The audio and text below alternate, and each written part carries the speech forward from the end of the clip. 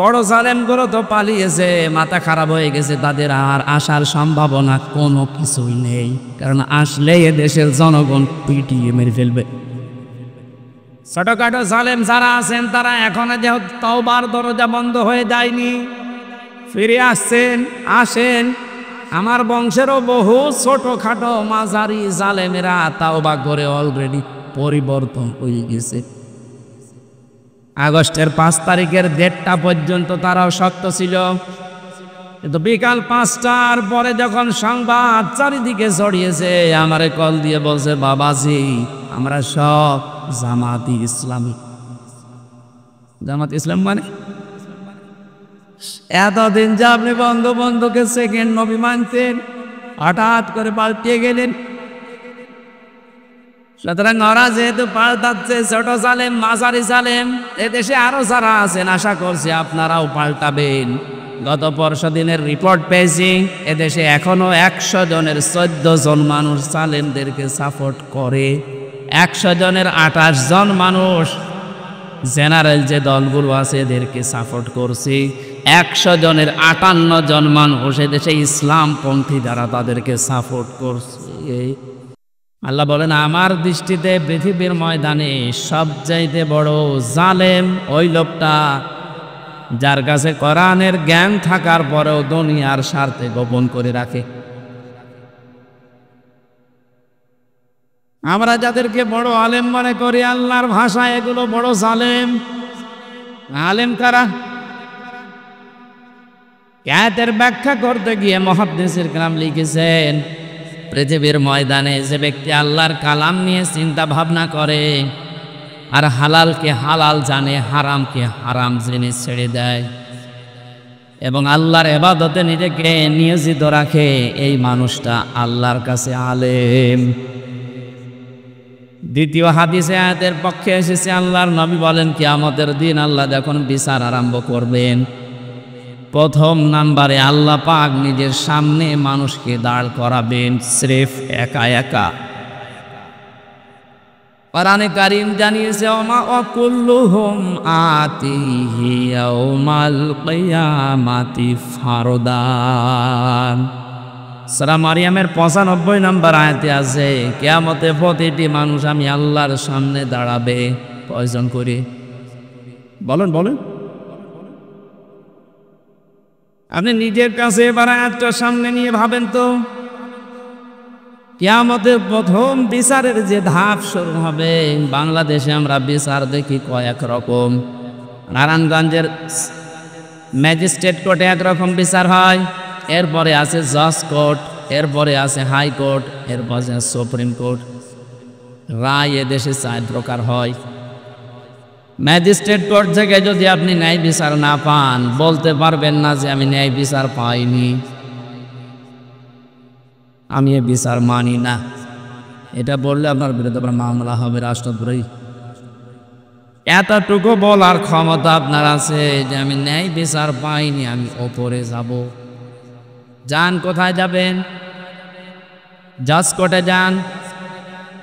জজ কোর্ট থেকে যদি আপনার বিরুদ্ধে রায় আসে, আপনি এতটুকুই বলতে পারবেন যে আমি ন্যায় বিচার পাইনি। যদি বলেন এ বিচার আমি মানি না, মামলা হয়ে যাবে। কথা বুঝতেছে? এরপরে আর একটা জায়গায় যান, হাইকোর্টে। ওখান থেকে যদি রায় আসে, আপনি বলতে পারবেন আমি মানি না। বলা যায় এতটুকু যে আমি ন্যায় বিচার পেলাম না, আমি আরো উপরে যাব। জানার একটা ধাপ আছে সুপ্রিম কোর্ট, ওখানে আবার 2 ভাগ। এখান থেকে প্রধান বিচারপতি যিনি এখন দায়িত্বে আছে, উনি যদি একবার আপনার বিরুদ্ধে রায় দিয়ে দেয় আর আপনি যদি বলেন মানি না, এদেশে হয় থাকতে দেবে না, নাই জেলখানায় দিয়ে দেবে। তাহলে এদেশের রায়ের ধাপ আমরা পেলাম 4টা। কিয়ামতেও তো আল্লাহর বিচার ব্যবস্থা যখন আরম্ভ হবে, আল্লাহ পাক বলেন আমার বিচারের ধাপ হবে 2টা। একটা নাম্বারে মানুষকে আমি একা একা ডাক দেব, কেউ থাকবে না তার সাথে। মা তাজালু কদামা বানি আদম আবদি ইয়াউমাল কিয়ামাতি হাত্তা ইসআলান খামসিন আন উমরিহি ফিমা আফনা ওয়া আন শাবাবিহি ফিমা আবলা ওয়া আন মালিহি মিন আইনা ইকতাসাবাহু ওয়া ফিমা আনফাকাহু وعن علمه ماذا عمل فيه متفق عليه বুখারী মুসলিমের যৌথ হাদিস এটা। আল্লাহ পাক বলেন প্রত্যেকটি বনি আদম সন্তানকে আমার সামনে দাঁড় করাবো, ওর আশেপাশে কেউ থাকবে না ও আর আমি ছাড়া। 5টা প্রশ্ন করব একে একে, সঠিক জবাব দেওয়ার আগে সামনেও যেতে পারবে না, পেছনেও যেতে পারবে না, জায়গায় দাঁড়িয়ে থাকবে। নারায়ণগঞ্জবাসী এ হাদিসটা এবার নিজের সাথে একটু দাঁড় করান। আপনি মনে করেন একা একা দাঁড়িয়ে আছি আল্লাহর সামনে। আমার এখন 33 বছর বয়স, আপনার তো 50, 60, 70, 80 বছর। বলেন তো এখন যদি আপনার 80 বছরের জবাব আল্লাহ জিজ্ঞাসা করে, জবাব দেওয়ার মতো জীবন আপনি তৈরি করেছেন? মাঝে মাঝে একা একা থাকলে আমার মনে হয় আল্লাহ পাক যদি বলে হামজা 2024 সালের আগস্ট মাসের 31 তারিখ পর্যন্ত তোরে মাফ করে দিলাম, যা শুধু সেপ্টেম্বরের 1 থেকে 17 এই 17 দিনের জবাব দিয়ে জান্নাতে চলে যা। আমার তো মনে হয় 17 দিনের জবাব এখনো আমার ঠিক করা সম্ভব হয়নি। আপনারা পারবে? হ্যাঁ না, আপনারা পারবেন। আপনারা 72 রাকাত নফল নামাজ পড়েন, ওরা পারবেন না? মানে পারবেন আপনারা। আপনাদের আমার ঈমান আমার ভালো আছে, আপনাদের চিন্তা করার দরকার নেই।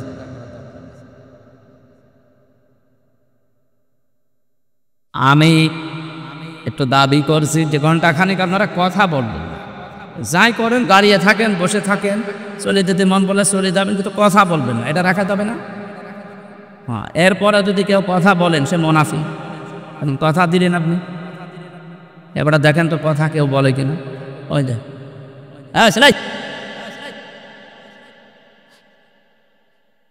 দেখা যদি নাও যায় কালকে ইন্টারনেট দিয়ে নামিয়ে নেবে, তার কথা বলবেন। যেখানে যা আছে থাক, হয় দাঁড়িয়ে থাকেন না বসে থাকেন, কথা বলবেন না। এই একটাই অনুরোধ আমার, কথা বলবেন না। খুব জরুরিও নেই, ইশারাই করবেন।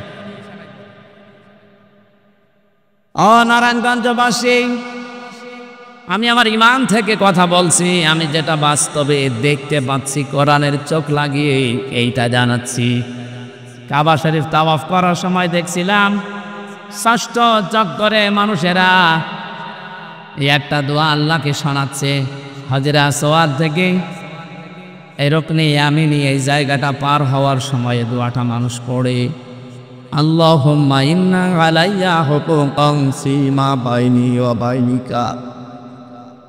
ও আমার মালিক, আমি তোমার গোলাম, তোমার ঘর সামনে নিয়ে আমি ঘুরছিলাম, তাওয়াফ করছিলাম, প্রদক্ষিণ করছিলাম। একটা কথা কিন্তু আমি জানিয়েছি যে আমি তোমার মালিক, গোলাম তুমি আমার মালিক। এই দুইজনের ভেতর অনেক দিনা পাওনা আছে। আমি গোলাম হিসাবে যা যা তোমার কাছে পাবো সব তুমি দিয়ে দিয়েছো।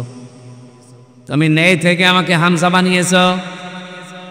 কোন নাম পরিচয় আমার দুনিয়ায় ছিল না। হাল আতা আলালে ইনসানি হাইনুম মিনাদ দাহরি লাম ইয়াকুন শাইআন মাযকুরা। কোন নাম পরিচয় আমাকে উল্লেখ করার মতো কিছু ছিল না দুনিয়ায়, সেখান থেকে তুমি আজ আমাকে হামজা বানিয়েছো।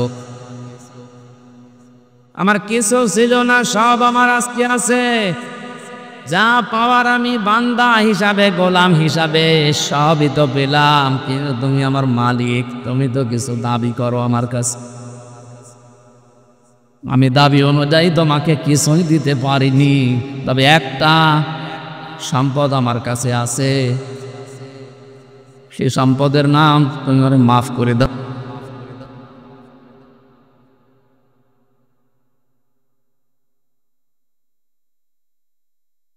এই শব্দটা বলতে যত সহজ মনে হচ্ছে, এটা বাস্তবতায় অত সহজ না। এটা যাদের জীবনে সেট হয়ে গেছে, ওদের জীবন পরিচ্ছন্ন করে দিয়েছে আল্লাহ। যেই মানুষগুলো ভেবেছে যে আমি দাঁড়িয়ে থাকবো আল্লাহর সামনে, কি জীবন তৈরি করলাম আমি, সাজাতে পেরেছি তো হিসাব দেওয়ার মতো। এই মানুষটার জীবনের দিকে তাকান, শত শত মানুষের জীবনে এরকম পড়েছি আমি। হযরত ওমর একজন, তার ভেতরে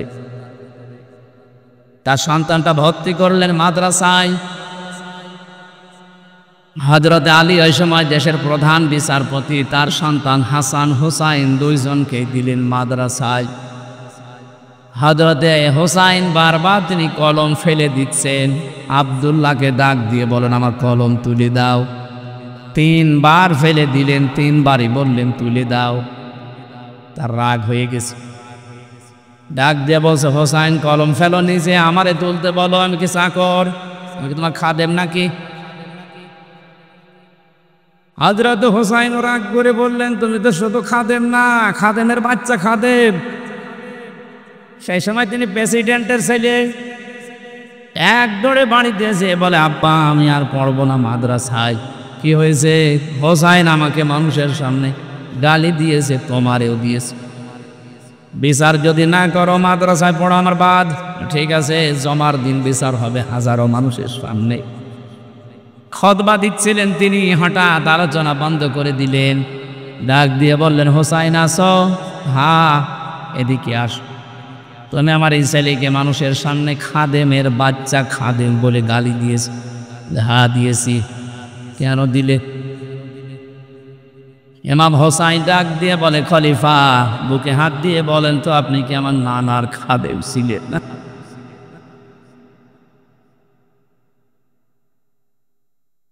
হযরত ওমরের কথা বন্ধ হয়ে গেছে, চোখ দিয়ে দর দর করে পানি ঝরছে। সামনে ডেকে বললেন এদিকে আসো, যে কথা বললে এটা কি লিখে দিতে পারবে?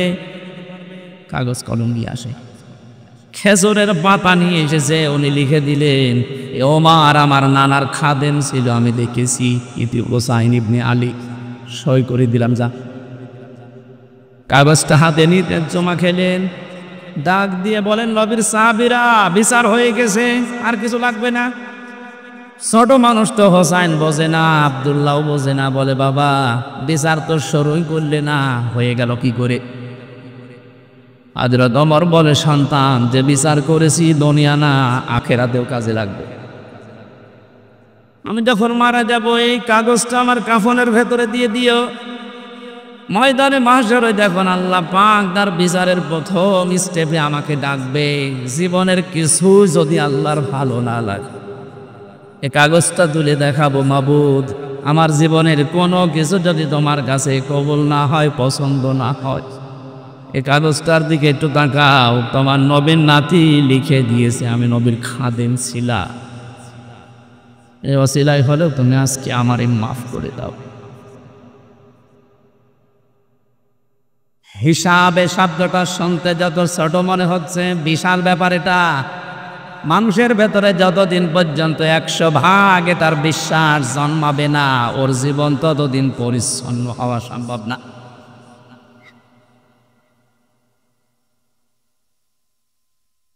বিচারের প্রথম ধাপে যেহেতু আল্লাহ আপনাকে একা ডাকবেন, কেউ সাথে থাকবে না। 5 নম্বর যে প্রশ্নটা, এইটাই আমার আসল বিষয় আজকে। ওয়ানে ইলমিহি মাদা আমিলা ফি, তোমাকে যতটুকু জ্ঞান দেওয়া হয়েছিল, যতটুকু তুমি জানতে, তার কতটুকু মানতে, এটা বলো আজকে। হযরতে তালহা রাদিয়াল্লাহু তাআলা আনহু এবং আবু দারদা রাদিয়াল্লাহু তাআলা আনহু, এই দুইজন মাঝে মাঝেই বলতেন নবীর সাহাবীরা, নবীর মুখে যত কথা শুনেছি, যত হাদিস শুনেছি, সবচাইতে বেশি ভয় হয় হাদিসের এই অংশটার দ্বারা। যতটুকু জানতে তার কতটুকু মেনেছো ওইটা বলো। আমার মনে হয় এ প্রশ্নে আমরা অধিকাংশ মানুষই ধরা খাবো। কথা বলে না কেন? যা জানতে তার কতটুকু মানতে, এটা বলো, তারপরে সামনে যাও। এখানে জ্ঞান অনুযায়ী যারা আমল করে এরা আল্লাহর ভাষায় আলেম, জ্ঞান অনুযায়ী যার আমল নেই এরা আল্লাহর ভাষায় জালেম। তাহলে বড় কারা? আমি বোঝাতে চেয়েছিলাম আল্লাহর ভয় যাদের ভেতরে আছে এরা আল্লাহর কাছে বড়। আল্লাহকে বেশি ভয় করে আলেমরা। আলেম ওই লোকটা যে তার জ্ঞান অনুযায়ী কাজ করে। পৃথিবীতে জ্ঞান অনুযায়ী কাজ করেছে সবচাইতে বেশি নবীরা। কথা বলেছেন এখন? নবীদের ওপরে জ্ঞানের ওপরে কাজ করা মানুষ দুনিয়ায় আছে? আপনি তাকান তো তাদের দিকে। কোরআনে কারীম জানিয়েছে, ইয়া হাসরাতান আলাল ইবাদ মা ইয়াতিহিম মির রাসূলিন ইল্লা কানু বিয়াস্তাকসিউন। সূরা ইয়াসিনের 30 নম্বর আয়াতে আছে, আল্লাহ পাক বলেন, আমার বান্দা বান্দীদের জন্য আমার আফসোস, আক্ষেপ যে এমন কোন নবী রাসূল পাঠালাম না যার সাথে সমসাময়িক মানুষেরা ঠাট্টা করে নাই, বিদ্রোহ করে নাই, মারধর করে নাই। নবীদের চরিত্র খারাপ ছিল, এই জন্য মারত, দেশ থেকে তাড়িয়ে দিত। বলেন, যত নবী আমি পড়েছি যেমনি, প্রতিটি নবীর তাকান তাদের দিকে, অধিকাংশ নবীর নাম পর্যন্ত উম্মতরা পাল্টিয়ে দিয়েছে। হযরত ইব্রাহিম নবীর নাম ওই জামানায় তার উম্মতেরা পাল্টিয়ে আব্রাহাম লাগিয়ে দিয়েছে। হযরত মুসা আলাইহিস সালামের নাম খ্রিস্টানরা ইহুদিরা পাল্টিয়ে দিয়েছে জোসেফ। আমি যতগুলো ইহুদি রাষ্ট্রে গেছি, ইহুদিদের সাথে আমি যতটুকু মিশেছি, ওরা মুসা নবীকে বলতে জোসেফ, এইটা বুঝি। খ্রিস্টানদের সাথে যত মিশেছি, ওরা হযরত ঈসা আলাইহিস সালামের নাম পাল্টিয়ে দিয়েছে যিশু। মুসলিম বিজ্ঞানী ছিল আল ক্যামিং, তার নাম পরিবর্তন হয়ে গেছে আল কেমিস্ট্রি। বিখ্যাত সাহাবী ছিল বিশ্বনবীর হযরত জাবের, তার নামও পাল্টিয়ে দিয়েছে আল জেবরা। আজ বিশ্বের দিকে তাকান, এই দেশে যারা আলেমদের নাম পরিবর্তন করার হিড়িক তৈরি করেছিল, এই মেনন, ইনো, আল্লামা আহমেদ শফি, এত বড় আলেমের নামও পাল্টিয়ে দিয়েছে তেতুল হুজুর। বিশ্বনন্দিত মুফাসসিরের নাম পাল্টিয়ে দিয়েছে দেল্লু শিকদার। এখনো পর্যন্ত তার ইতিহাস আছে, আপনি তাকান, তার সার্টিফিকেটে লেখা দেলাওয়ার হোসাইন সাইদি। দেল্লু শিকদার আর দেলাওয়ার হোসাইন জীবনও এক না। আব্দুল কাদের মোল্লার নাম দিয়েছে কসাই কাদের। আমি কয়েকদিন আগে গিয়েছিলাম ফরিদপুরের সদরপুরে, এ মহান ব্যক্তির কবর জিয়ারত করে ওনার গ্রামের যত মানুষ, সেই মানুষের কান্নাকাটি দেখেছি। সবাই বলছে কসাই কাদের আর আব্দুল কাদের মোল্লা এক না। আমার নামও পাল্টিয়ে দিয়েছে, আমার নাম দিয়েছে পিসকে হুজুর। আমি পিসকে,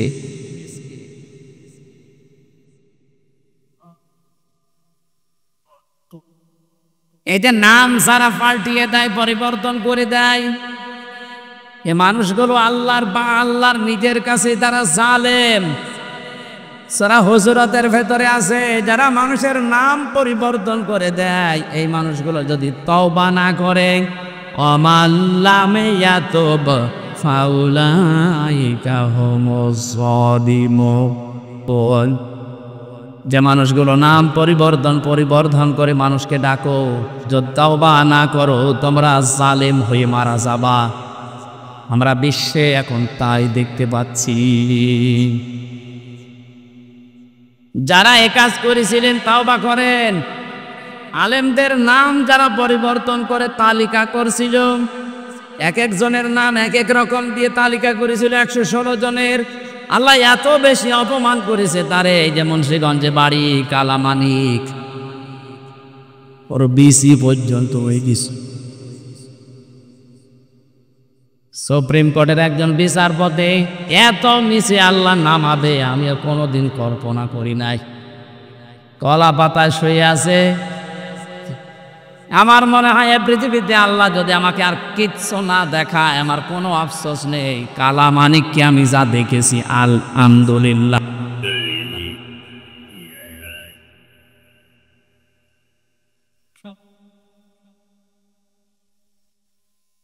এবার আসেন তো যে কথা বলতে চাচ্ছিলাম, আল্লাহর কাছে বড় যেহেতু আলেমরা, এদের সম্মান, মর্যাদা, ইজ্জত, শ্রদ্ধা এটা দেওয়া লাগবে, নয়তো আপনি নবীর উম্মত হতে পারবেন না।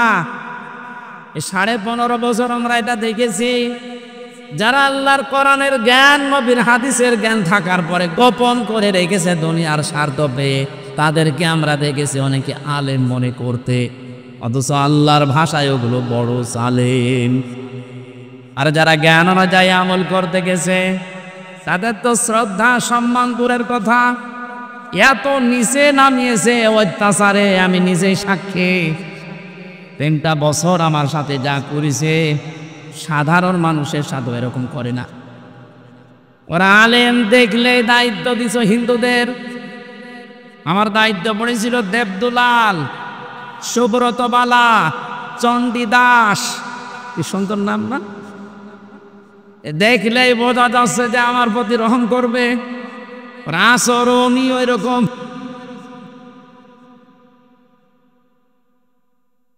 কেন একজন মুসলমান যদি দিত অন্তত কিছু না কিছু হলেও তার ভেতরে যে আল্লাহ একজন আছে বিশ্বাস ছিল, সে আলেম দেখলে মনে করতো না, আর যাই করি অন্তত এর সাথে খারাপ কিছু করলে আল্লাহ আমারে ছাড়বে না।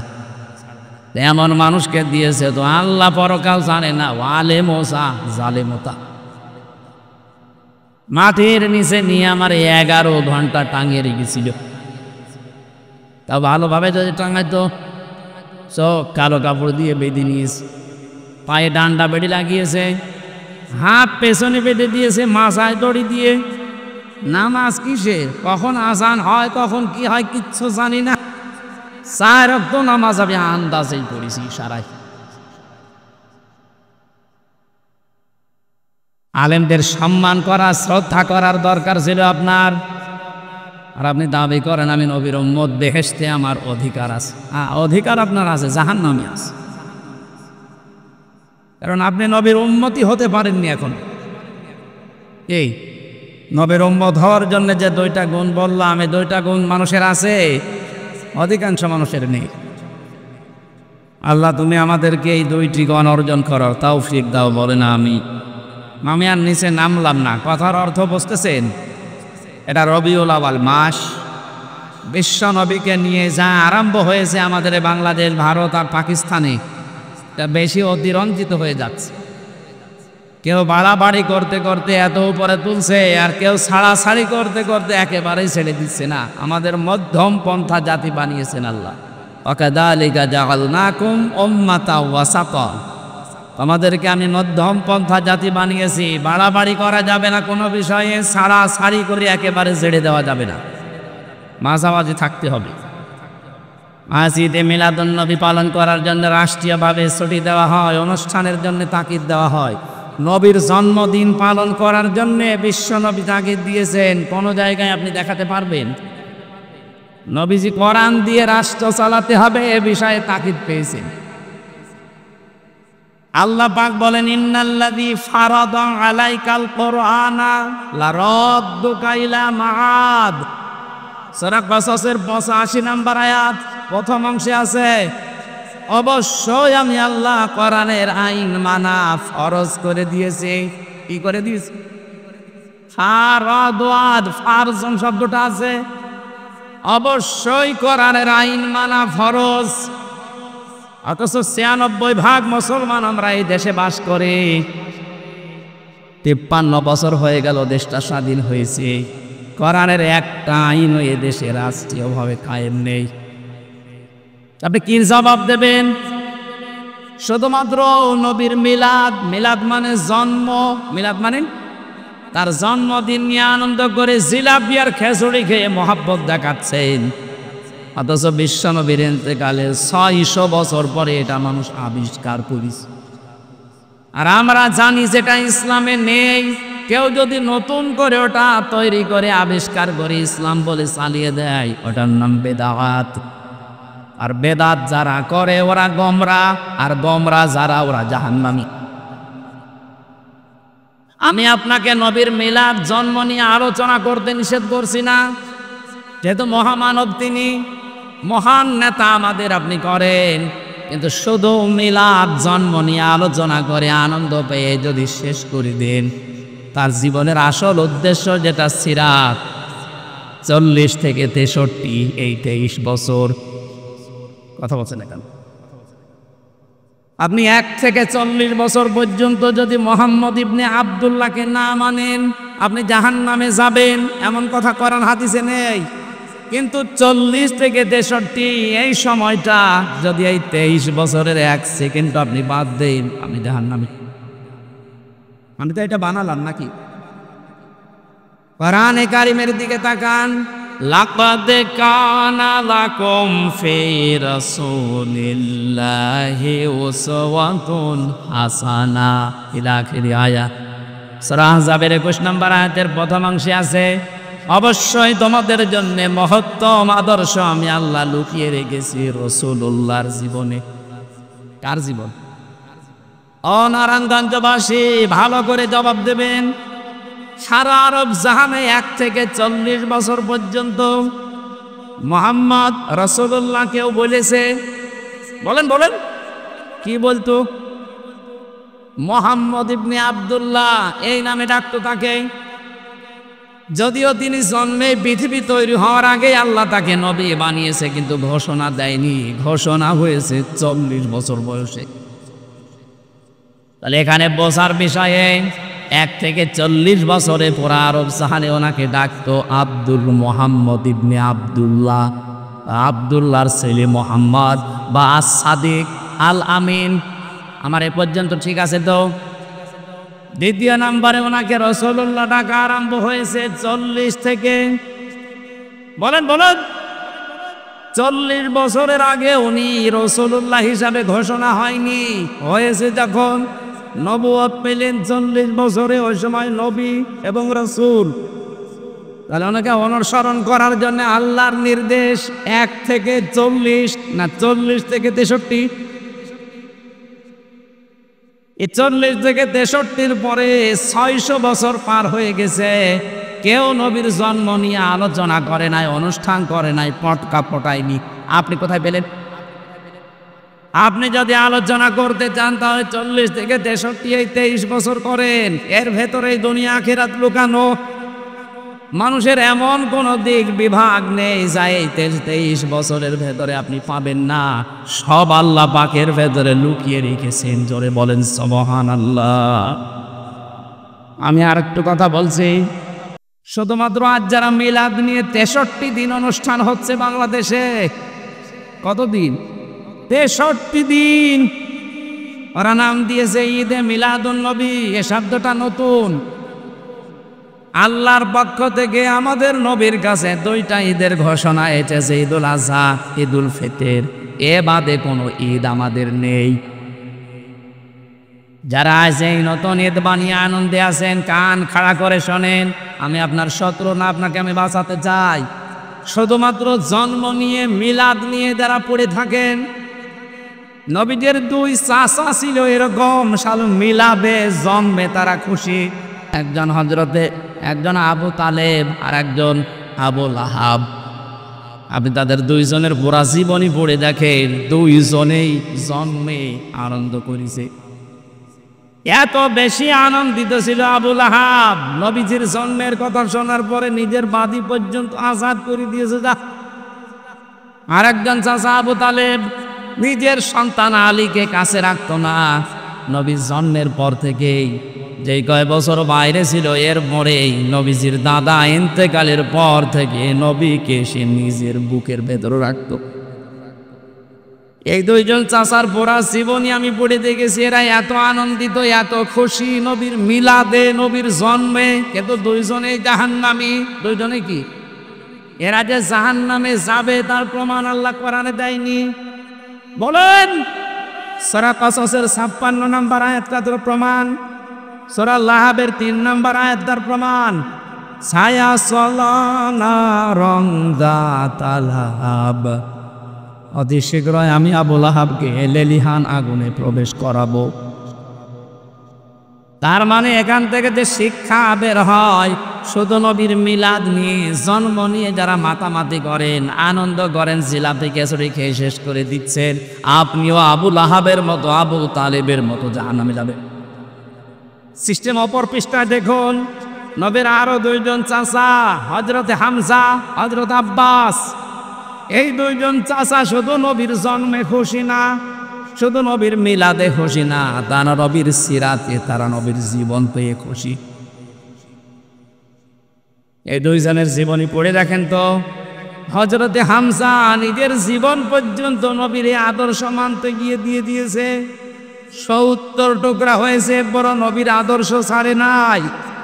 আর এক চাচা হযরতে আব্বাস, যিনি নবীর আদর্শ পেয়ে এত খুশি ছিলেন, তার যে হাদিস বর্ণনা করা, মান সাকাতাল ঈমান মান রাদিয়া বিল্লাহি রাব্বা অবি ইসলামে দীনা অবি মুহাম্মাদির রাসূলিল্লাহ সাল্লাল্লাহু আলাইহি ওয়াসাল্লাম নাবিয়্যা ওয়া রাসূলা, রাহু মুসলিম।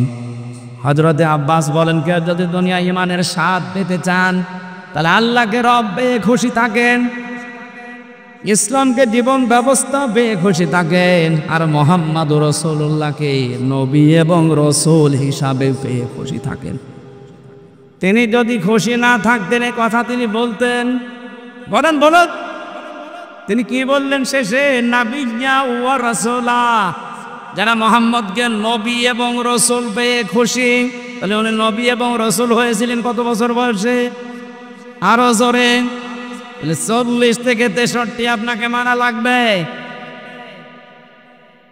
সেই নবীর জীবনে আমি 31টা পাঠ পেয়েছি। পুরা জীবনটা পড়ে আমি 31টা পাঠে ভাগ করেছি। একটা ভাগ আজকে আপনাদের সামনে রবিউল আউয়াল মাসে, যেহেতু কালকে 12 তারিখ ছিল, আজকে 13 তারিখ, গুরুত্বপূর্ণ সময়ে তার সিরাত থেকে, তার আদর্শ থেকে কি নেওয়া দরকার আমাদের, 31টা পাঠের মাত্র একটা পাঠ নিয়ে আজকে আলোচনা করব। আমার আজকের আলোচনার বিষয় হচ্ছে নবীর আচরণ। কি বললাম? বলেন বলেন। অনেকে মনে করে এটা দুনিয়ার বিষয়, আচরণ ব্যবহার, আচার আচার না, এটা আখিরাতের সাথে সম্পৃক্ত। বিশ্বনবী বলেন, মানুষকে সবচেয়ে বেশি জান্নাতে নিয়ে যাবে মানুষের আচরণ আর আল্লাহর ভয়। সুবহানাল্লাহ বলতে পারেন নাই? আকুলু লিন্নাসি হুসনা। মানুষের সাথে যদি কেউ আচরণ করতে গিয়ে, ব্যবহার দেখাতে গিয়ে হাসি মুখে কথা বলে, তাও সাদকা দেওয়ার সওয়াব হয়।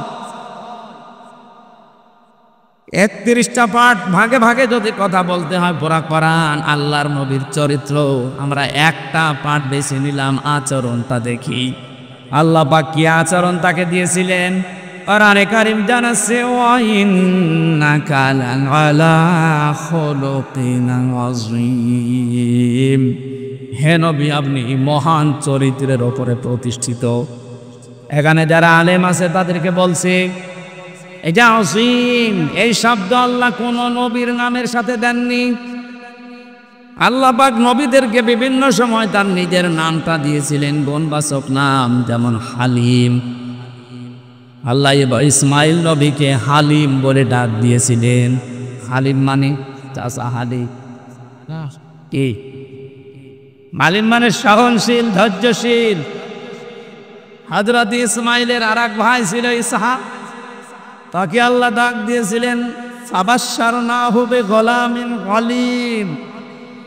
আমার জ্ঞানী বান্দা এটা, একজনকে হালিম, একজনকে আলিম, কিন্তু বিশ্ব নবীকে দিয়েছে আযীম।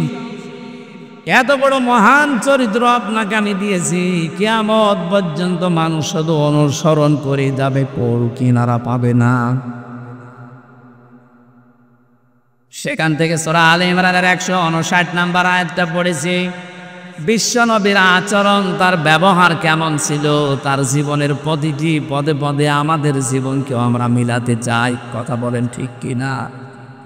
আল্লাহ পাক বলেন, ফাবিমা রাহমাতিম মিনাল্লাহি লিনতা লাহুম ওয়ালাউ কুনতা ফাসসান গালিযাল কলবি লানফাক্কু মিন হাওলিক। আল্লাহর যত রহমত, এই পৃথিবীতে যত রহমত আল্লাহ দিয়েছেন, তার ভেতরে অন্যতম দয়া রহমত আপনার প্রতি এই যে আপনি মানুষের সাথে কোমল আচরণ করেন, নরম আচরণ করেন। আপনার যদি ভাষা কর্কশ হতো, আপনি যদি বদ মেজাজি হতেন, আপনি যদি খিটখিটে মেজাজের হতেন, আপনি যদি কঠোর হৃদয়ের অহংকারী হতেন তাহলে মানুষ আপনার চারিপাশ থেকে দূরে চলে যেত। ফাআফু আনহুম, মানুষের জন্য ক্ষমা প্রার্থনা করেন, মানুষের জন্য ক্ষমা প্রার্থনা করেন। আস্তাগফির লাহুম, তাদেরকে ক্ষমা করে দেন, নিজে তো ক্ষমা করবেন এবং তাদের জন্য নিজে ক্ষমা চাবেন। ওয়াশাবিরহুম ফিল আমর, দুনিয়ায় যে কোনো কাজে তাদের পরামর্শের ভিত্তিতে করবেন। ফাইদা আযামতা ফাতাওয়াক্কাল আলাল্লাহ, কোনো কাজ যখন সিদ্ধান্ত নিয়ে ফেলবেন তখন ভরসা করবেন আল্লাহর উপরে। ইন্নাল্লাহা ইউহিব্বুল মুতাওয়াক্কিলিন, অবশ্যই আল্লাহ ভরসাকারীদের, যারা ভরসা করে আল্লাহর প্রতি তাদের ভরসা আল্লাহর উপরে করাই দরকার। এটা ছিল বাংলা মাতৃভাষায় অর্থ। এবার আমরা ব্যাখ্যায় যাচ্ছি। নবীজিকে আল্লাহ যত দয়া দেখিয়েছেন, যত গুণ দিয়েছেন, তার ভেতরে অন্যতম গুণ এইটা, তিনি কোমল হৃদয়ের ছিলেন, নরম, সফট, কোমল। এত নরম ছিলেন নবীজি, তার আচরণ ছিল নিজের শরীরের সাথে, পরিবারের সাথে, শিশুদের সাথে, মুরব্বীদের সাথে, বন্ধুদের সাথে, স্ত্রীদের সাথে, মেয়েদের সাথে, মা বাবার সাথে, যুদ্ধবন্দীদের সাথে, প্রতিবেশীর সাথে, এমনকি শত্রুদের সাথে।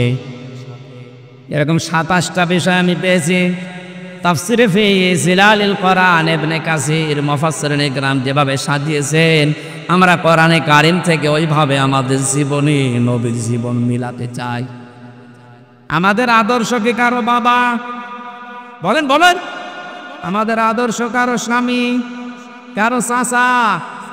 আমাদের আদর্শ একমাত্র, কেবলমাত্র, শুধুমাত্র বিশ্ব নবী মুহাম্মদুর রাসূলুল্লাহ সাল্লাল্লাহু আলাইহি ওয়াসাল্লাম। কালকে ধর্ম উপদেষ্টা ঘোষণা দিয়েছে, এদেশ থেকে যদি টাকা পাচার বন্ধ করতে চান, এদেশ থেকে যদি চাঁদাবাজি বন্ধ করতে চান, কিয়ামতের আগে বন্ধ করতে পারবেন না যতদিন পর্যন্ত বিশ্ব নবীর আদর্শ কায়েম না হবে। টাকা পাচার বন্ধ হয় না, চাঁদাবাজি যে বন্ধ হয় না, এটা 5 তারিখের পর থেকে আমরা অনেকে দেখেছি। কথা বলেন না কেন? এর আগে ছিল সেভাবে প্রকাশ্যে, হয়তো 5 তারিখের পরে অনেকে গোপনে আরম্ভ করেছিল। প্রকাশ্যে গোপনে কোনো চাঁদা এদেশে হবে না যদি নবীর আদর্শ এদেশে কায়েম করা যায়। আর এটা কায়েম করবে ফেরেশতারা।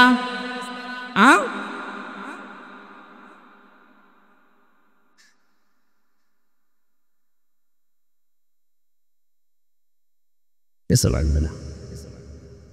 শিশুদের সাথে নবীজি যে আচরণ করেছিলেন, হাদিস হযরত উমাইর, এদিকে তাকান, হযরত উমাইর খেলা করছিলেন। বিশ্ব নবী মসজিদে নববীতে যাবার সময় দেখলে দৌড়িয়ে আসলেন হযরত উমাইর, ডাক দিয়ে বলেন, উমাইর তোমার সেই হলুদ পাখিটা কই? হযরত উমাইর কেঁদে ফেললেন, ডাক দিয়ে বলে, ইয়া রাসূলুল্লাহ, এটা একটা বিশ্ব নবী, তাম দুনিয়ার জন্য আপনাকে আল্লাহ নবী আর রসুল করে পাঠিয়েছে। আপনি আমার মতো ছোট মানুষের খবর রাখেন, এমনকি আমার পাখির খবর পর্যন্ত আপনি রাখেন। নারায়ণগঞ্জবাসী, আপনি কার আদর্শে অনুপ্রাণিত হয়ে স্লোগান দেন? আপনার তো স্লোগান দেওয়া দরকার ছিল, আমার নেতা, তোমার নেতা বিশ্ব নবী। এই কথাটা কেন বললাম? এইদিকে তাকান, আলাদাবুল মুফরাদ 3 নাম্বার হাদিস। এই পৃথিবীতে যার আদর্শ বিশ্ব নবী এখনো হয়নি, অন্য কেউ, কান খাড়া করে শোনেন, নবীজি এখনো যার আদর্শ হয়নি, অন্য কেউ। আপনি মারা যাবেন, আপনি নামাজ পড়তে পারেন, রোজা রাখতে পারেন, দাড়ি রাখতে পারেন, জুব্বা গায়ে দিয়ে হজ করতে পারেন, এখনো যদি আপনার আদর্শ নেতা বিশ্ব নবী না হয়ে অন্য কেউ হয়, আপনি মারা যাওয়ার সঙ্গে সঙ্গে বিনা বিচারে, বিনা হিসাবে জাহান্নাম নিয়ে আসেন। কোন মহারতে নিয়ে আসবেন? এবার নিয়ে আসেন। আপনার কোনো বিচার নেই, কোনো হিসাব নেই। এখন যদি বলেন এত শক্ত করে বলছেন কেন? কেন বলছে? এবার তাকান, এই দুনিয়ায় একজন মানুষকে আল্লাহ নেতা বলে ঘোষণা দিয়েছেন, ডাক দিয়েছেন, ইয়াসিন, হে নেতা। পৃথিবীর কারণ আমি এই শব্দ আল্লাহ দেয়নি।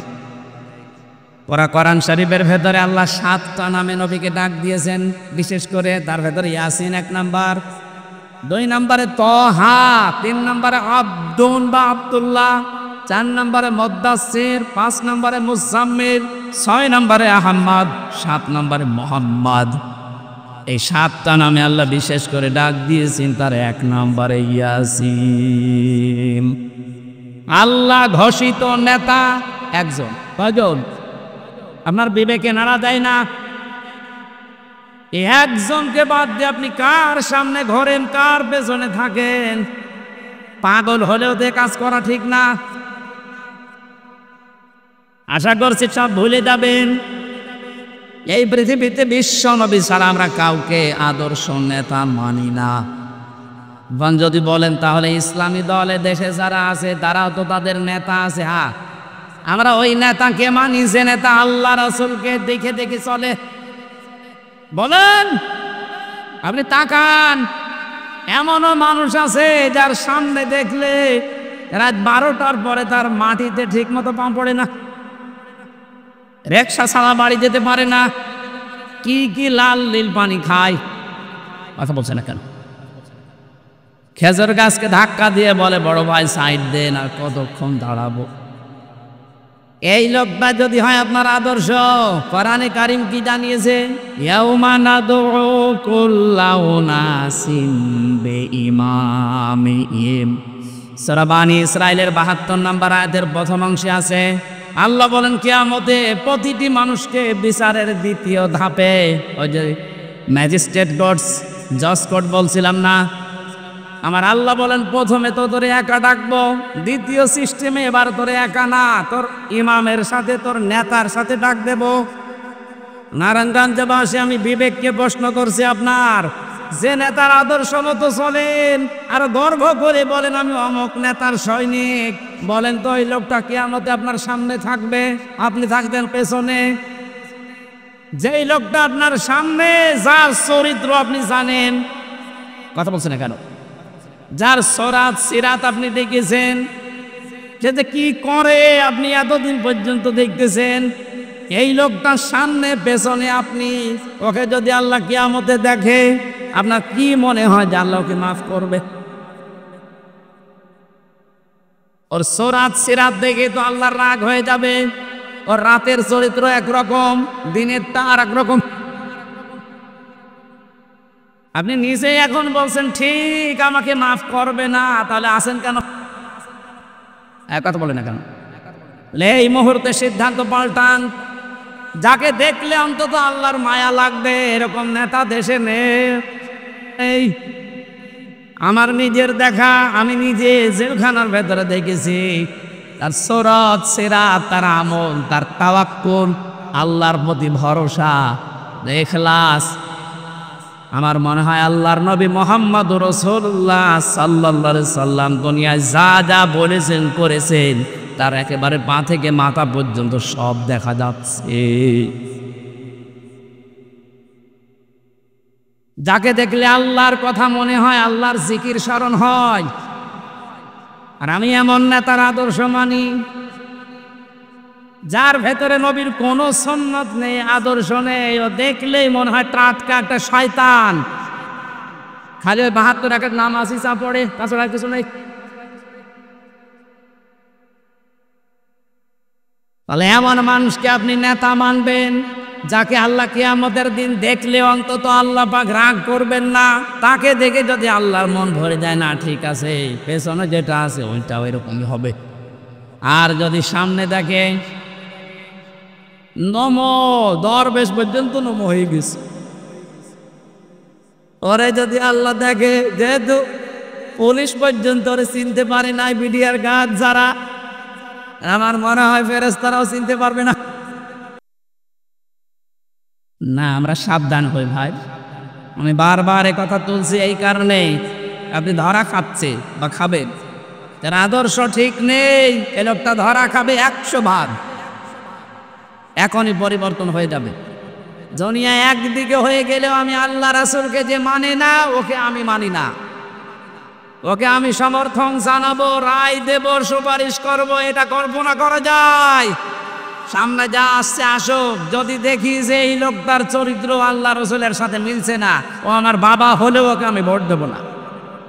এখন তো ধরুন ভোট এ তো দুনিয়ার বিষয়। কে বলেছে দুনিয়ার বিষয়? ভয়কাট্য ভোট মানে এটা রায় সুপারিশ করা, এটা আমানত। তাফসিরে মারিফুল কোরআনে আমানাত শব্দের ব্যাখ্যায় বাংলায় লেখা আছে ভয়কাট্য ভোট। এটা হয় রায় দেওয়া, সমর্থন জানানো, সুপারিশ করা, এগিয়ে দেওয়া। এই অর্থগুলো এখানে লেখা আছে। কোরআনে কারিমের সূরা নিসা 5 নম্বর পারার 10 নম্বর পৃষ্ঠা 12 নম্বর লাইনের 85 নম্বর আয়াত। আমি লম্বা করে দলিলগুলো বলতে পারছি না, বাড়িতে মিলিয়ে নেবে। আপনার একটা রায়ের কারণে যদি এদেশে আবার চাঁদাবাজি শুরু হয়, আবার স্বৈরতন্ত্র চালু হয়, আপনার একটা রায়ের কারণে কিয়ামত পর্যন্ত আপনি পস্তাবেন।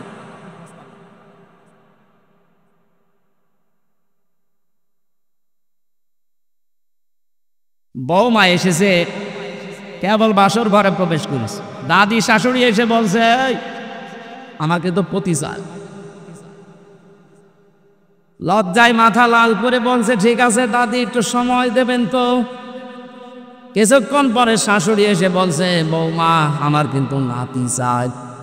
ঠিক আছে সময় তো দেবে। কিছুক্ষণ পরে ননদ এসে বলছে আমার কিন্তু ভাতিজা চাই। ঠিক আছে। দেবর এসে বলছে ভাবি আমার কিন্তু ভাতিজি চাই। ঠিক আছে।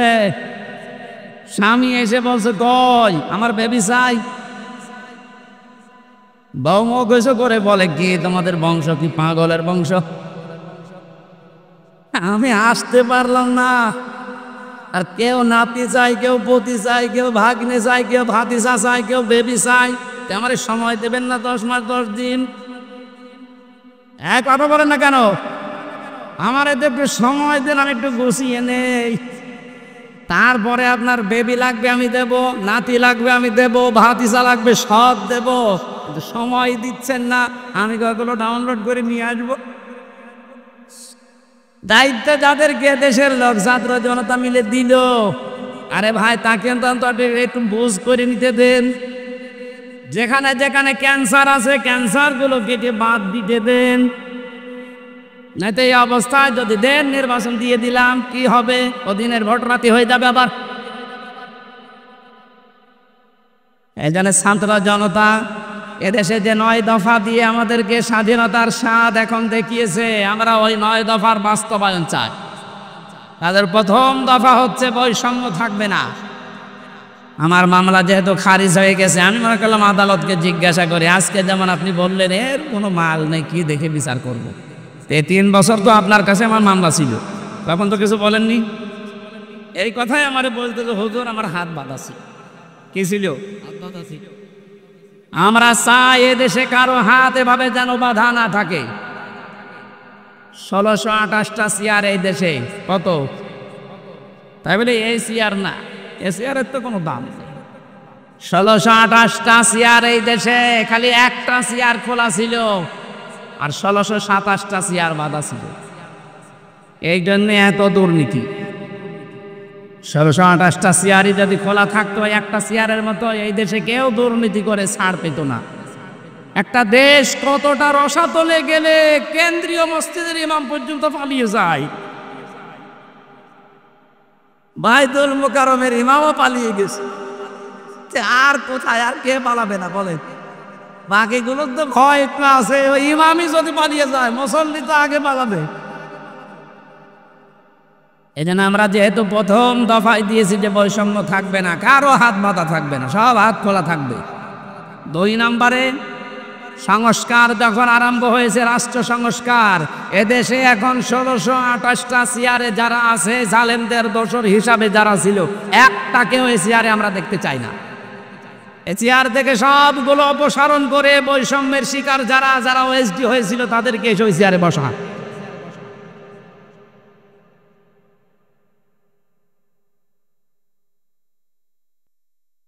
কথাগুলো বোঝার চেষ্টা করবেন, আমি শুধু নারায়ে তাকবীর দেওয়ার জন্য বলছি না। শিশুদের প্রতি আল্লাহর নবী যে আচরণ, তিনি বিশ্ব নবী হওয়ার পরও শিশু এবং শিশুর পাখি পর্যন্ত ভুলে যাননি। নবী যে আচরণ করেছিলেন তাকান, আল্লাহর নবীর আচরণ ছিল বড়দের সাথে। বিশ্ব নবী মোহাম্মদ রাসূলুল্লাহ এই হাদিসটা এই জন্যই বলেছিলেন, যারা বড়দেরকে শ্রদ্ধা করো না, সম্মান দাও না, আমি নবী বলছি তারা আমার উম্মতের দলভুক্ত হতে পারো না। বলেন নাউজুবিল্লাহ। তার আচরণ ছিল যুদ্ধবন্দীদের সাথে, যুদ্ধবন্দীদের সাথে তার যে আচরণ, আমরা আজকে কারাবন্দীদের সাথেও সে আচরণ করতে পারছি না। কারাবন্দীদের সাথে আচরণ 3 রকম হয়। আমি কাশিমপুর কেন্দ্রীয় কারাগারে ছিলাম, হাই সিকিউরিটিতে, ওখানে 3 রকমের আচরণ পেয়েছি। আমার তো মামলাটা ছাগল চুরি মামলাও না, ঠুনকো একটা মামলা দিয়েছে। তারপরও আমারে রেখে দিত ফাঁসির কন্ডেম সেলের ভেতরে। বিশ্বনবী আচরণ করেছিলেন তাকান, যুদ্ধবন্দী যারা তাদেরকে তো মেরে ফেলার কথা, অথচ হযরতে একজনের জীবনী পড়লাম আজকে, সামামা ইবনে ওয়াইল রাদিয়াল্লাহু তাআলা আনহু, তাকে তিনি মসজিদে নববীর ভেতরে বেঁধে রেখেছে সাহাবীরা। নবীজি গভীর রজনীতে গিয়ে বললেন, কেমন আছো, কি আচরণ আশা করো তুমি আমার কাছে? লোকটা কেঁদে ফেলেছে, ডাক দিয়ে বলে, মোহাম্মদ যে অবস্থায় আছি তুমি আমারে বাঁচাতেও পারো, মারতেও পারো। নবীতে তার নাম ধরে বললেন, দেখো এই জামানায় শেষ জামানা না, এরপরে আর একটা জগৎ আমাদের সামনে আসতেছে। ইসলামের যে সৌন্দর্যগুলো তার সামনে তুলে ধরলেন, একটা একটা করে চলে গেলেন কিছু না বলে। বাড়িতে যে নিজেদের লোক দিয়ে রান্না করলেন ওঠের গোশত আর বকরি, এগুলো পাঠিয়ে বললেন ওকে নিজে খাওয়াও। সাহাবীরা নিজে খাওয়িয়েছে। দ্বিতীয় দিন নবীজি নিজে উঠের দুধ দহন করে গরম অবস্থায় তার কাছে পাঠালেন। মানুষ জামাইদেরকেও এত আদর করে না। কথা বলে না কেন? ঠিক করেছিলেন। যুদ্ধবন্দীদের সাথে এই আচরণ, আর আমরা কারাবন্দীদের সাথে কি আচরণ করলে আপনি জবাব দেবেন কি? আবার উপর থেকে নির্দেশ দিত সিসি ক্যামেরা দিয়ে 24 ঘন্টা ফাঁসির কন্ডেম সেলের ভেতরে তালাবদ্ধ করে খাবার যেন আমাদের কাছে ভালোটা না যায়, ওইটা উপর থেকে বসে বসে দেখত।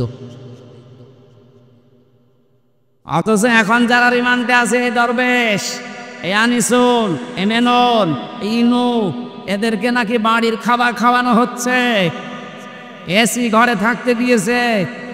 কারা দায়িত্বে আছেন আমি জানি না, প্রকাশ হয়ে যাচ্ছে। কিন্তু বাংলার ছাত্র জনতা যদি একবার আবার রুখে দাঁড়ায়, চেয়ারে কিন্তু আর থাকতে পারবেন না।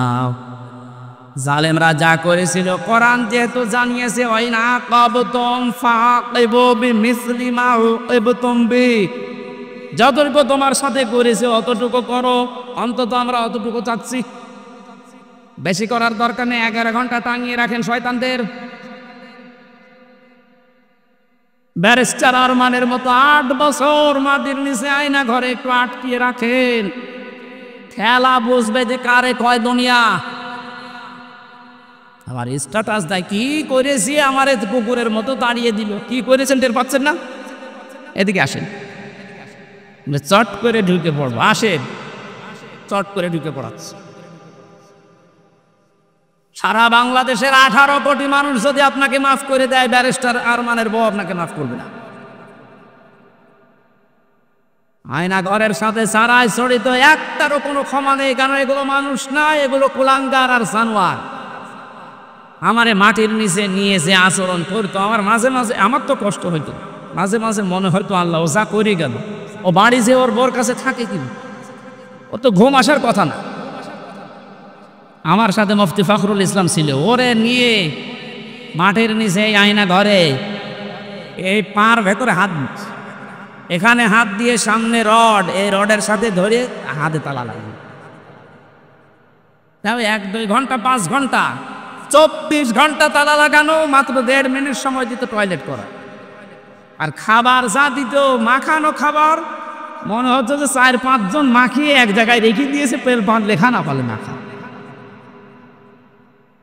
আপনি নবীর মিলাদ পড়তে পাগল হয়ে আছেন। নবীর এটা সিরাত না, নবীর আদর্শ না এটা। তিনি যুদ্ধবন্দির সাথে কি করলেন, আর আপনি কারাবন্দির সাথে, তা তো অন্যায় ভাবে। ব্যারিস্টার আরমানকে, আমান আজমিকে, আমির হামজাকে, মামুনুল হককে যে মামলা দিয়েছেন, একটা মামলা টিকছে। আজ তো আমি বেকসুর খালাস পেয়ে গেছি, তাহলে আমি এই দেশে আদালত কর্তৃক প্রমাণিত যে আমার কোনো দোষ নেই। সুতরাং বিনা দোষে 3টা বছর যা করেছেন, আমিও চাই মামলার আয়ু থেকে শুরু করে ওই যে হাত খোলা ছিল এটা পর্যন্ত যারা এর সাথে জড়িত প্রত্যেককে আমি চাই 3 বছর করে আমার মতো জেল দেওয়া। শুধু আমি না, 1,10,000 মানুষ এখন সারা বাংলাদেশে জেল খাটতেছে, বিশেষ করে বিডিআররা বেকার আটকে রেখেছে। যারা এই সমস্ত মিথ্যা মামলার সাথে জড়িত, মামলার আয়ু থেকে শুরু করে একেবারে উপর পর্যন্ত যারা নির্দেশ দিয়েছে, একটাকেও যেন ছাড়া না হয়। কারণ এদের ছাড় নেই, বলে মাফ করে দিলাম। কিসের মাফ? জালেমদেরকে যদি কেউ মাফ করে দেয়, সে যেন মজলুমের উপরে অবিচার করে। আপনি তো টের পাচ্ছেন না যে স্বামী ছাড়া থাকা কি কষ্ট? ব্যারিস্টার আরমানের বউটের পিস। আপনি তো জানেন না সন্তান ছাড়া থাকা কি কষ্ট। আমি টের পেয়েছি। আমার ছোট মেয়েটা এখনো আমার চিনি না, ওর আমি 1 বছর রেখে এসেছিলাম, বের হয়েছে দেখো 4 বছর বয়স, ও আমার চিনি না। আমি যদি জেল থেকে বাড়ি গেছি, বলছো হুজুর আমাদের বাড়ি চলে, তার মানে ওর মনে হচ্ছে যে এরকম হুজুর বহু আসে, এও আর একটা হুজুর।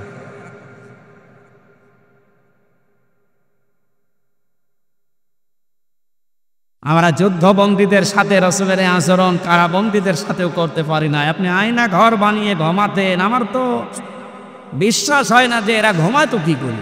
মনে হয় হয় লাল পানি খেত, নাই ঘুমের বড়ি খেত। দ্বিতীয় দিন নবীজি এসে ডাক দিয়ে বললেন, সাহাবীরা সামামাকে ছেড়ে দাও। সাহাবীরা বলো, হুজুর ছেড়ে যাবো মানে? হ্যাঁ ছেড়ে দাও, আমি যেটা জানি তোমরা জানো না। ছেড়ে দেওয়া বলো। উনি চলে গেলেন তার গোত্র ইয়ামামার কাছে। সেই গোত্রের দিনে এক গোত্র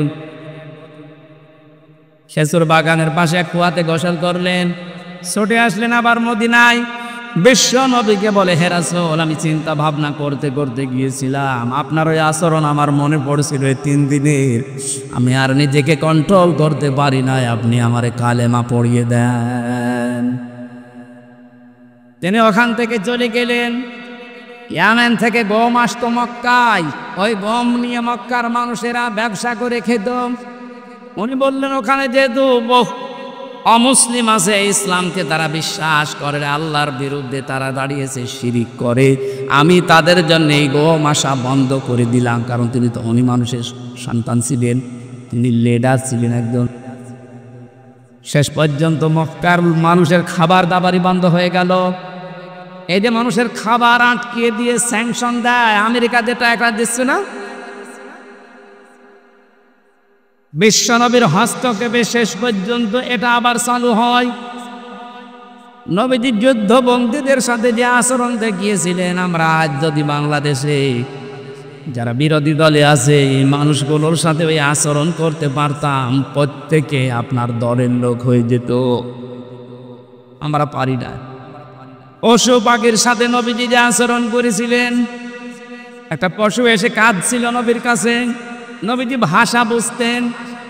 সাহাবীকে ডাক দিয়ে বললেন, তোমার এই পশুটা আমার কাছে নালিশ দিয়েছে তোমার বিরুদ্ধে, কি আচরণ করেছো তার সাথে? তুমি নাকি আজকে সারাদিন তাকে খাবার দাওনি, অথচ খাবারের পরিবর্তে খালি কাজ করিয়েছো। যদি এর সাথে আচরণ করে থাকো, কিয়ামতের দিন তুমিও আল্লাহর দরবারে মামলার আসামি হবে। অন্যান্য বিশ্বে আমি যখন উন্নত বিশ্বের দিকে যখন নিজে করার জন্য গিয়েছি, দাওয়াতের জন্য গিয়েছি, ওই সমস্ত দেশে দেখতে পেয়েছি গাড়ি ঘোড়া যখন চলে, যদি রাস্তায় একটা সাপ ফানা তুলে দাঁড়ায়, কয়েকশো গাড়ি দাঁড়িয়ে গেছে, সাপটা নিরাপদে চলে যাবে, বিড়ালের বাচ্চা নিরাপদে চলে যাবে, এরপরে গাড়ি দেওয়া আরম্ভ হয়। কেন? তাদের কাজ নেই। গুরুত্বপূর্ণ কাজ সব স্টপ, যেন একটা পশুর ক্ষতি না হয়, একটা ফুল বাগান ফুলের গাছের ক্ষতি না হয়। তারা নবীর হাদিসটা মেনে চলে, যদিও নবীকে তারা বিশ্বাস করে না, কিন্তু আমরা নবীকে বিশ্বাস করার পরও তার এই আচরণ কাজ করতে পারি না। একটা বেটা মহিলা শুধুমাত্র একটা পশুর সাথে ভালো আচরণ করার কারণে জান্নাত পেয়ে গেছে। একটা নামাজি মহিলা একটা বিড়ালের সাথে খারাপ আচরণ করার কারণে আল্লাহ পাক জাহান্নামী বলে ঘোষণা দিয়েছে। নবীজি শত্রুদের সাথে যে আচরণ করেছিলেন, আজ আমাদের সেই সময় এসে গেছেন। বিজয়ের সময় বিশ্ব নবী মুহাম্মদ রাসূলুল্লাহ দেখেছেন, ওরা সব থর থর করে কাঁপছিল। নবীজি বললেন, লা তাসরিবা আলাইকুমুল ইয়াউম ইযহাবু আনতুমুত তুলাকা, যাও আজকে সবাইকে আমি মুক্ত করে দিলাম, কারো প্রতি কোনো অভিযোগ নেই। আমার মনে হয় এই দেশে জামাত ইসলামী বাংলাদেশের কেন্দ্রীয় আমির যিনি ডাক্তার শফিকুর রহমান, যেটা দেখিয়েছে 1400 বছর আগে নবীজি যেটা দেখিয়েছিল, তো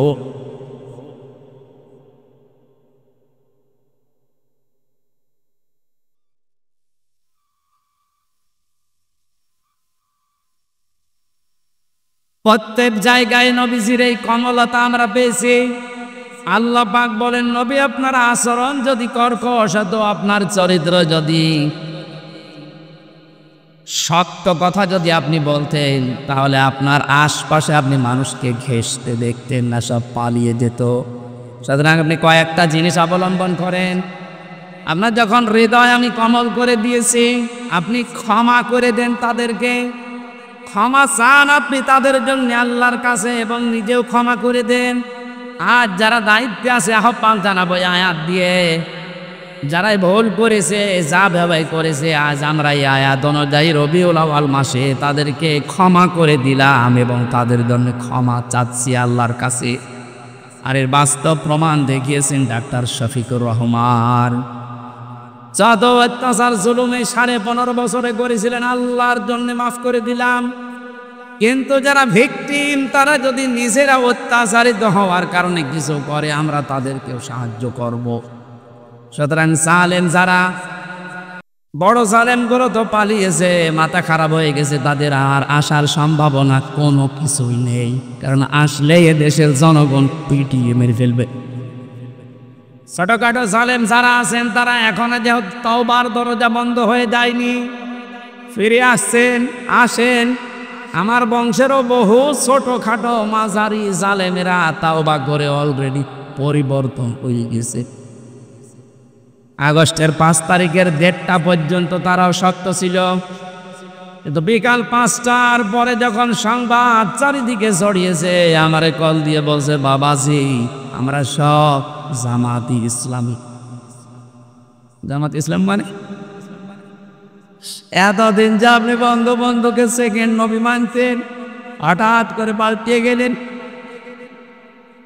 সুতরাং ওরা যেহেতু পাল্টাচ্ছে, ছোট জালেম মাঝারি জালেম, এদেশে আরো যারা আছেন, আশা করছি আপনারাও পাল্টাবেন। গত 15 দিনের রিপোর্ট পেয়েছি, এদেশে এখনো 100 জনের 14 জন মানুষ জালেমদেরকে সাপোর্ট করে। 100 জনের 28 জন মানুষ জেনারেল যে দলগুলো আছে এদেরকে সাপোর্ট করছে। 100 জনের 58 জন মানুষ এদেশে ইসলামপন্থী যারা তাদেরকে সাপোর্ট করছে।